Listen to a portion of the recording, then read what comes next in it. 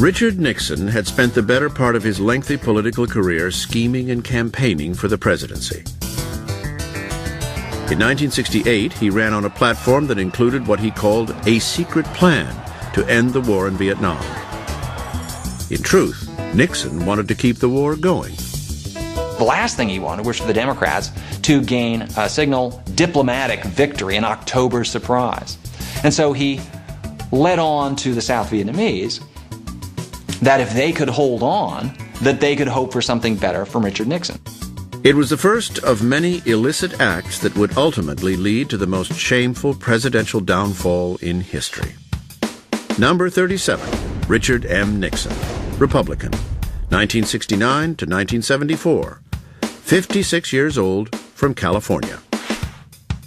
Nixon was one of the most experienced politicians of the 20th century. He'd been a congressman, U.S. senator, and vice president. But by the time he finally became president, he had also accumulated many enemies. Nixon always kept lists of enemies, and he really saw the presidency in large part as a vehicle for punishing his enemies and rewarding his friends, and for promoting his own image.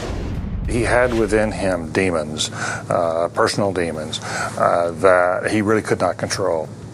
He was a man who bore deep resentments against his enemies and thought his enemies were everywhere. What's the matter with these clowns? Nixon's paranoia was rooted in deep insecurity. Ambitious to a fault, he harbored a desperate need to prove himself and rise above his middle-class origins. Nixon's personality reflected his management style. He was obsessed with power and had to be in control at all times. Nixon bypassed the Secretary of State and Secretary of Defense so that he and his national security advisor, Henry Kissinger, could control foreign policy. Nixon wanted to run foreign policy out of the White House, and partly he wanted to do so because he was smarter about foreign policy, but partly because he wanted to do it in a secretive fashion. Publicly, Nixon endorsed a plan to end America's involvement in Vietnam. Privately, Nixon escalated the war effort by bombing Cambodia and sending the Marines to invade Laos.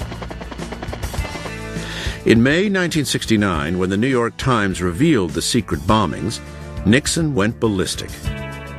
He ordered wide-scale wiretapping of government officials and journalists to try and trace the leak. This was really the beginning of the in-house wiretapping in the Nixon administration, arguably the beginning of Watergate as we understand that term, sort of all of the secret illegal doings that Nixon and Kissinger and others participated in. While Nixon and Kissinger had surreptitiously intensified the conflict in Vietnam, they also pursued a radical new plan to end it. The architecture that Nixon and Kissinger come up with is what's called a triangular diplomacy, in which we disengage from Vietnam while playing Russia and China off against each other. Nixon understood that the key to peace in Vietnam was a good relationship with China, Vietnam's ally. Toward this, he forged a diplomatic relationship with the Chinese, then brokered an agreement with Hanoi in January 1973. That we today have concluded an agreement to end the war and bring peace with honor in Vietnam. He saw that was really the only way he could ultimately pull out of Vietnam. He also saw this as an opportunity to exert leverage on the Soviet Union. And he very effectively sort of played both sides of the fence. Even as he was making the overtures to China, he was also talking with Brezhnev about starting to improve relations. Nixon's visit to China in February 1972, followed by the Strategic Arms Limitation Treaty with the Soviets in May, were the crowning achievements of his presidency.